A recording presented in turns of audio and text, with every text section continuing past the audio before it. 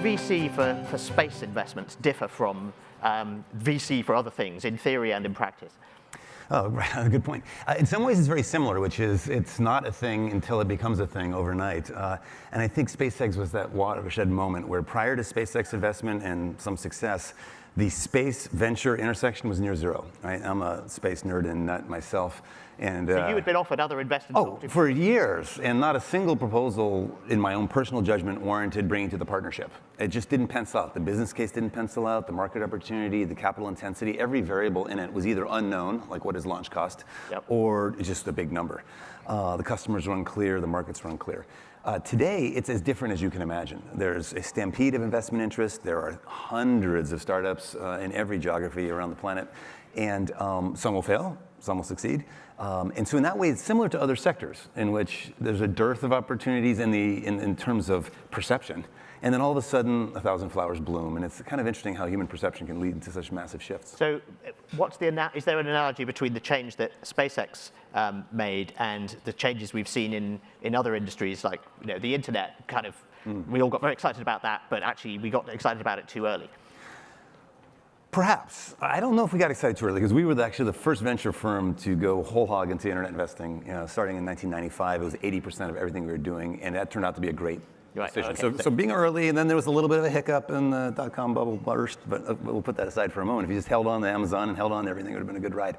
But your analogy is an interesting one, or looking for analogies like that.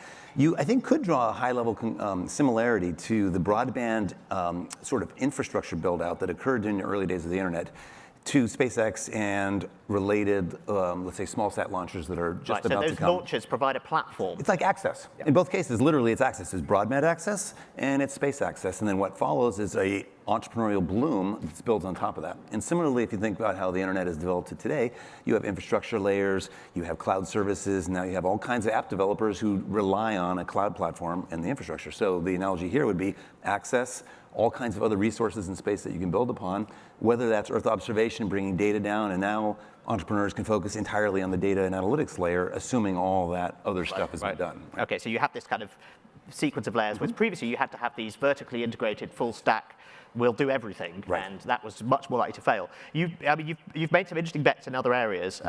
Planet Labs is so Planet Labs is an example of a company that is sitting on top of those existing platforms then. That's exactly right. So it is piggybacked on, I think, 8 different launch vehicles over the last few years. It's launched 200 satellites. For those who didn't see their Halloween launch, it was amazing. It was their first fully commissioned launch, and they now have an incredible data set that they're gathering. Basically, more coverage in medium and high resolution of the Earth than every other provider combined. They've already collected more data than everyone in history combined. They imaged the entire landmass of Earth every meter twice a day, and they can do high-res imagery of every spot on Earth twice a day and take video of it. It's just came online yesterday, like literally yesterday. That all came online. But not all of the launches that they've made succeeded. They have lost some. Oh yeah, they had away, and that is a change. Spectacular. Because previously, a business model for a space startup would be very, very dependent on launches not going wrong. That's right. They really pioneered what I might call disposable satellites. They lost a whole bundle of them, I think 12 it was in the Orbital Antares launch. I actually have one of them in my office in the central. As you walk in the front door of DFJ, you see a satellite that was on that explosion. Oh, so it's kind of. It just landed on the beach, unharmed, unbelievably. Do you also? Is it true you also have a piece of a Falcon that blew up? Yes, I have a bunch of pieces of the Falcon 9 research vehicle, the one in Texas, the vertical takeoff and landing tests. Yeah. So the Grasshopper, is it? Yeah, it was the successor to the Grasshopper. The Grasshopper was a simpler one-engine version. This with 3 engines, and we were there. The whole board was there when the thing exploded, and it was spectacular. And so Elon and I went around. I actually persuaded him to go around the rubble field to collect some souvenirs. You know. Right. What's it? Rapid unscheduled disassembly. Yeah, disassembly. That's right. It basically went back to component parts. And so you have a bit of a collection of these things, but there's a point you're trying to make with them, which is what? Space is hard? Well, no. Actually, at first it was just a fascination that you could actually own a piece of every lunar module that's been on the moon, which I do. Like how can that be possible? So that started with that, and then expanded out to flown Russian. How did you manage that? Yeah. Without going to the moon. I mean, exactly. So the commander of every mission brought back souvenirs, detachable armrests from Apollo 17 with Gene Cernan, the optical alignment sight by John Young brought back from Apollo 16, and so forth. They weren't supposed to. In every case, they brought back something to the hatch as a personal souvenir, contrary to mission protocol, which is a list of what you leave behind, what you take.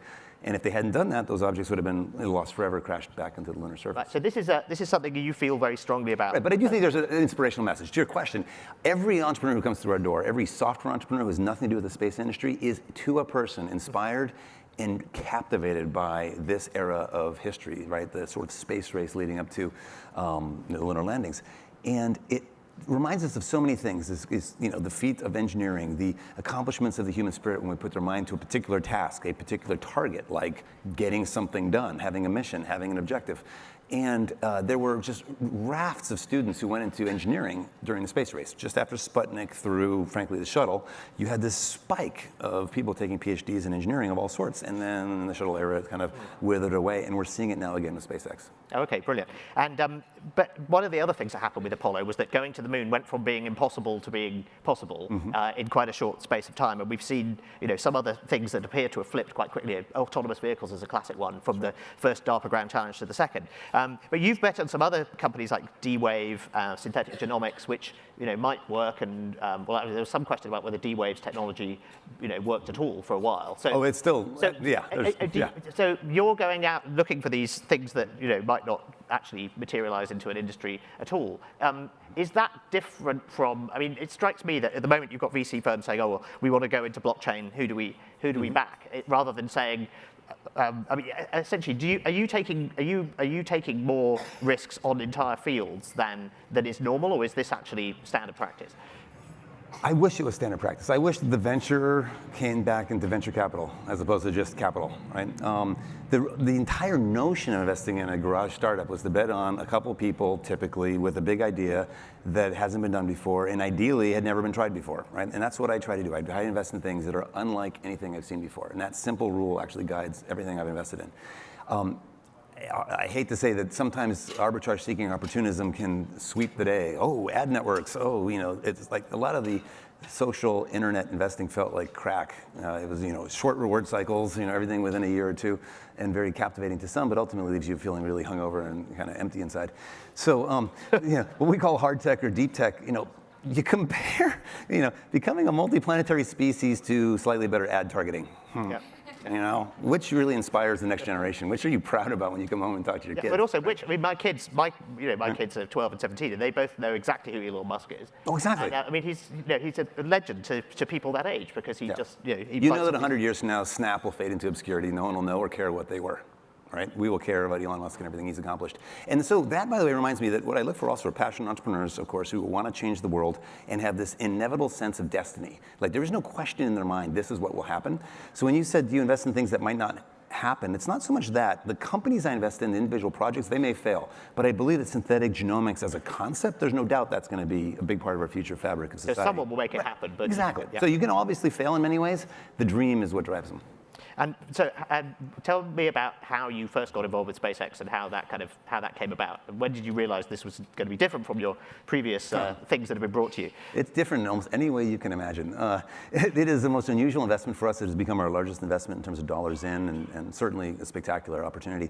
What came about, I was on the board of Tesla and still am, and we realized in December 2008 that things were really tough in the global economy with financial collapse, real estate crisis in the US. It was tough. Tesla had just failed in a private fundraise. And Elon was at the cusp of just about, and in fact did save the company in its darkest hour by offering to do an entire financing event that the company needed that no one else was willing to provide. Goldman Sachs had failed, the venture capitalists were all running to the hills with their tails between their legs, and Elon just put his entire net worth, plus more than he had, collateralized by his entire holdings in every company to save Tesla. Never seen anything like it. Incredible act of heroism. But we realized that's a pretty extended position for anybody to be in terms of risk-wise, and he shouldn't have to, involve SpaceX at all in this saving of Tesla. So in a sense, we had the opportunity to invest in SpaceX to And at this point, they'd flown Falcon 1, or? Yeah, they just had one successful launch, Falcon 1. They never put a satellite in orbit, but they had. And that also was kind of last ditch if that one hadn't worked. Yeah. Elon, in retrospect, said there would have been no company. Yeah. And in his opinion, I didn't know that. I thought it was going just great. I had perfect faith in their ability to execute. But yeah, we were like within one of the earlier months, Falcon 1 launches that failed, the satellite came off the launcher and landed back on the shed where the satellite had been on the roof of the shed where it had been prepared. I don't know if you have a piece of that in your collection. No. That would be a wonderful thing to have. Yeah, the first 3 failures in a row were spectacular out in the equation. And while we're on the subject of failures, I understand that there's a new version of the Merlin engine that blew up last weekend. Again, are you going to be looking for a piece of that? No. And to be fair, it didn't. It was a sort of liquid oxygen cleaning step that had a failure. So it's a peculiar failure. Okay. Now, in the previous panel, we asked people what they thought the big opportunities were. So I want to ask you about that generally and then specifically. Yeah, so where do you think the big kind of where do you want to invest? Where do you think the big opportunities are for deploying space technology? Right. So you all saw the 3 categories in the voting that you just did. I would have answered that in the immediate term, like today, the biggest opportunities clearly are that 3rd bucket, right? It's obviously not tourism yet. That's a future-looking opportunity. And Earth observation writ large. This is, of course, the normal imagery you all see, the pretty pictures that we see, but it's clearly extending to infrared and synthetic aperture radar. You get all these interesting modalities of observing the Earth, and an incredible explosion of markets that weren't there just 5 years ago simply because of the sheer coverage you're getting and the frequency of coverage. So in a sense, the completeness and the frequency. You can do things you couldn't do before, like run deep learning algorithms on the whole data set to find any new housing start, track industrial output everywhere, to discover conflict zones before anyone else does, things of this sort. This ability to change the That's on the analysis end. Do we need more satellites? And is there a sort of demand for more satellites that can do new things to feed that? Well, I think so. I think, put it this way, if you go back just a year ago, you didn't have the capacity to do what I just said. Right. You couldn't have a blanket of the entire Earth to detect any new event of a certain type, right? Whatever it might be, volcanic explosion, and to know that you have imagery of it of that same day, maybe twice a day.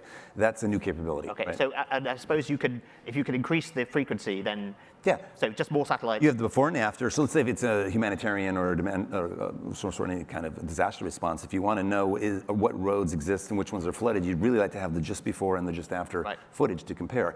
And what have you got now with Planet Labs? You've got what, twice a day or once a day? Twice a day. Twice a day. Okay. Yep. Do they plan to go up to 4 times a day, 6 times a day, 8 times a day? Is that then? They haven't answered. I think it would make more sense to do different modalities in the spectrums, in spectrum bands. Okay. Anyway, so that's the big one. And then the other, in second place on our list, was telecoms. And obviously, SpaceX has a very ambitious plan there. And I put that as right. So I said today I would say imaging, broadly Earth observation, remote sensing is the biggest opportunity that over the next 5 years we will exploit as a planet. Right. I think over the next 20 years it's telecoms or datacoms. Telecom is an anachronism, right? Just like email as a standalone service was an anachronism. No one pays for email, right? The internet comes and email is an application that runs on the internet. Voice, video, everything runs over IP in the future. If you think out 500 years, there's no way you're going to have a dedicated telecoms network. Well, telegraph, the word, was coined in the 1790s before voice communications, and it was a packet switch data network that was made out of towers in France. I mean, it predates voice. So I think tele can survive. I think. Well, as a term, but it won't run over just like the telegraph wires don't exist today in any meaningful way, right? You may have that service, the short messaging services, running over IP. Yeah. No, obviously. Okay, so tell me about. I mean, SpaceX wants to do this. We heard about OneWeb want to do this. That's everyone seems convinced, and this is going to involve launching more satellites for each of those constellations than are currently in orbit now. So is that doable? You might need a lot of rockets. Yeah. No, isn't that the reason? I mean, ultimately, isn't this just SpaceX trying to create demand for its rockets, because it has, particularly if it builds BFR, I mean, it could just launch nearly everything it needs launching in the world in a year in one launch, couldn't it? I mean, how much of this is creating demand? In my personal opinion, I think it's synergistic. It's wonderful that you have a lot of rockets, you can launch a lot of satellites. As the stated objective is to make a lot of money to finance the Mars mission. Right. So okay, that's SpaceX's agenda. But you think other people make a lot of money. So let me broaden my statements here. My comments on satellites and broadband futures, saying that they're an enormous business, are really with the hat of an investor on. And let me just give you some context. I worked for months with the team that was at Google originally, that eventually spun out. And for a long period of time, we were trying to invest in it as a standalone entity, and then it eventually went on with a different path, a large corporate investment kind of path. And so we didn't get a chance to work with them. I've also met with or thought about this in a variety of contexts. So I'm speaking as an investor about broadband constellations in general, not anyone particular. So Google, of course. So when Google was looking at it, they were excited about it because they saw it as a bigger business opportunity than everything else Google was doing combined. It was bigger than the rest of Alphabet. Right. Now, for Google to own it is complicated. It makes it difficult to serve the Chinese market. It makes it difficult to serve certain parts of the European market for trust and privacy reasons. So it isn't obvious that this belongs under Google. It made a lot more sense as a standalone company. Okay, but it does make sense from SpaceX's point of view to do it as a source of revenue for doing other things. How do you think that will work? I mean, everyone seems to be focusing on LEO for that. Do we think actually, is that the best way of doing it? Do we want a combination of LEO, I think no LEO, question. GEO? There's no doubt it's the best way to do it. So a simple way to think about it is GEO, telecoms or any kind of market has the inevitable, speed of light problem with latency. And we all know the old satellite phones, what a problem that was. You need to fly it closer. The moment you fly closer, you're not in a stationary place, right? So you're in motion versus any terrestrial point. That's just, there's no way around that physics. But can you build coverage first by using higher up satellites? Oh, you could, but there's no reason to go there because, let me finish this picture. So it takes a certain number. You might launch a smaller number to start, and you could have partial connectivity throughout the day for machine-to-machine communications, uploading. There's a variety of things you could do with a partial constellation. Okay, so it's still useful. As an aside. But the reason you want to fly low is to lower latency. In fact, there's some places where we figure you can get from place to place faster than the terrestrial fiber, which is kind of interesting. You have a slight speed of light advantage in space, but more importantly, you have a straight line connection. Some places fiber just doesn't run in a straight line, all in coastal areas and what have you. So you have this incredible latency advantage that's why you want to fly low. And the thing, though, that makes this possible today that I love, I always love to ask a question of any entrepreneur, why now? Why could this business not have been started 10 years ago, and ideally 5 years ago? If the answer is, it could have been done 10 years ago, we won't invest. And there were attempts, Teledesic and others, to do this more than 10 years ago. And the reason those failed, and they're possible now, all has to do with phased array antenna. There is a technology advance. You can think of it akin to Moore's Law, but it's sort of a derivative of Moore's Law, that we can now do Ka-band and Ku-band antennas that have no moving parts. Right. So your ground stations are between $200 and $250 all in. I mean, that's everything. That's because they don't have to move downlink. to track the satellite. Exactly. Right. Nothing's moving on the ground. I thought you were going to say the reason that this is feasible now is because launch costs have come down, but actually that helps. But no, you could. This is a bigger factor. This whole thing with this business model would pencil out 10 years ago if you had today's phased array antennas. Right. Okay. So, and then, is there room for more than one of these constellations? Physically, yeah. Well, is there room in the market? I mean, is this a winner-takes-all business? And you would think in the regulatory domain that they would want more than one. Right. I mean, that's a sort of basic assumption of the ITU is that you don't want to create monopolies. Okay, so so you see that as the kind of next opportunity out. The third one we had on our list was tourism. Yeah. And SpaceX is. Well, there seems to be a change in the emphasis with BFR talking about point-to-point for the first time. Yeah. Previously not having been really interested in suborbital. So is there a real Still not interested in suborbital. Okay. Oh my God. Well, point-to-point hops is suborbital. So but not for tourism. That's to get somewhere. Okay, so that's actual transport. But that's again, do you see that as is that a real that's just driving the revenue that you want so you can go to Mars? Well, yes, but in a different way. I think the big aha from the second presentation Elon's done on BFR, and I think he tried to make this point right from the get-go, the big breakthrough is the BFR is not a standalone Mars colonial vehicle. It's not the Mars colonial transporter as it once was thought to be labeled.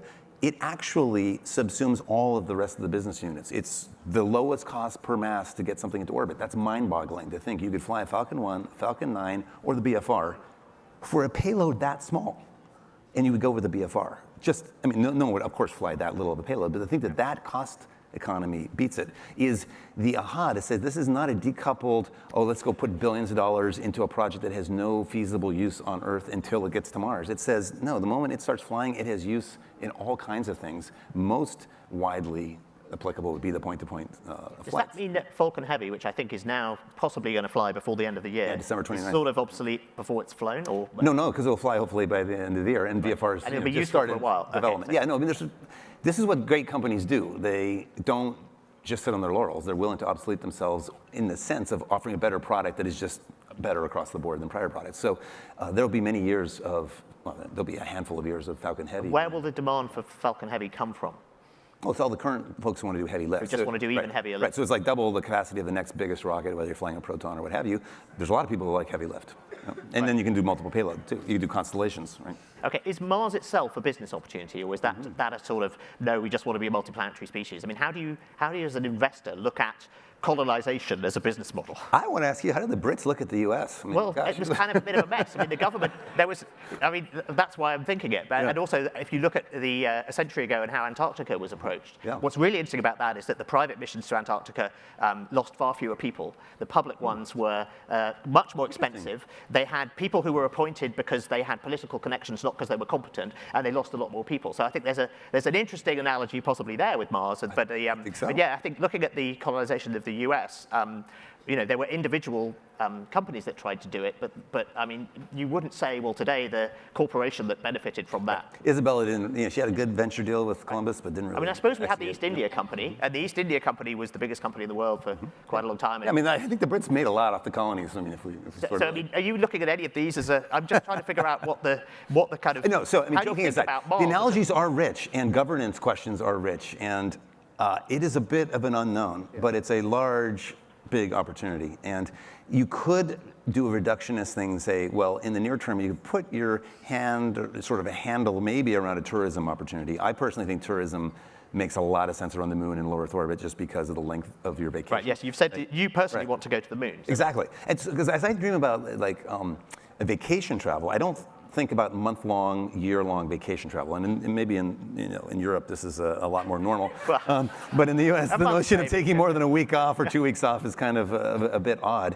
And because of the alignment of the cycles, you either do a sort of free return flyby to Mars, or barely stay there before you're on your way back, or you wait 26 months, right? And so there's sort of this minimum commit to Mars that to me feels more like a colonization. Right, exactly. Yeah. So to me, it's a colonization destination more than it is a vacation destination for sheer numbers of people.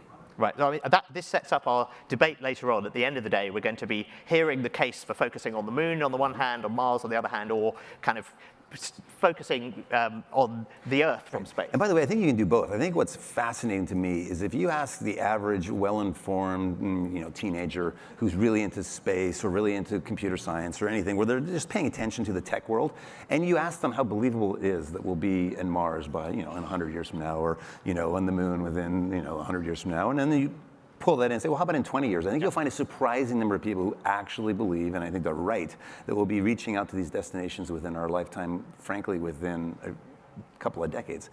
That was unthinkable just a few years ago. And I love that is now believable, and we know who's leading it. On the moon side, it really, from a number of analyses we've done in retreats and brainstorming sessions, pulling together, what are the current launch costs? What would an inflatable habitat look like? What is the sort of in-situ resource utilization potential? What is the cost to put solar cells and induction furnaces and stuff up there for creating a colony, or eventually a civilization? It's now, every year it seems to be coming down. It now is in the order of $1 to $2 billion all-in one-time cost for a self-sustaining lunar presence. What about that is in the strike zone of a single philanthropist. Yep. Okay, so what you need a lot of technologies to do that. Jeff, is he in the audience? Somewhere, Jeff, somebody. Exactly. So, we saw pictures in that presentation of, this is what a city on Mars might look like, and so on. There's an awful lot of stuff that needs to get built for that to work, and SpaceX surely isn't going to take all of that on. That's right. So, what's your relationship with other, I mean, you can do the spacesuits, but are you going to do the hydroponics or where do you draw the line? Because you do need all that stuff to get built in order to actually make it work on Mars. I don't have the answer. Part of the reason we don't have the answer is there's a lot of that forward thinking that the folks who are leading the transport, element right now aren't distracting themselves with, because you could spend all day thinking about that. But on the other hand, general simple solution, it's going to take a lot of people. If you just do the transport, you're going to get there and then die. So, and I know Elon has that terrible joke. He wants to die on Mars, just not on impact. But dying on Mars through starvation would kind of be just as bad. So surely, if you just focus on everything else will follow. Well, a lot of it will. I mean, you want to have. Whether you build or partner, you want to have, of course, habitats. You want to show that you've got. Here's an interesting point. Some people know, but not everyone knows. SpaceX was formed with a singular mission to put a greenhouse on Mars. That was it. $100 million of funding, greenhouse on Mars, send back photos, maybe video of plants growing. They're not that fun, so a series of photos. It's kind of little green dot. And then our job is done, because we'll have inspired the entire world and the space agencies. They'll be sort of guilted if this, individual, not particularly richest person on Earth at the time, can put a greenhouse on Mars. Why the hell don't we have a Mars program? That was it. It was like SpaceX's job is done. It wasn't even clear it was going to be a company. It may have been a nonprofit. It was up in the air in the early days. And then, thank God the Russians yanked him around on rockets, so he decided to build his own. Yep. Excellent. Many pieces of which you have sitting around. I'm afraid we've run out of time, so we're not going to have any time for any questions. But Steve Jurvetson, thank you very much indeed. Yes, thank you. Bye-bye.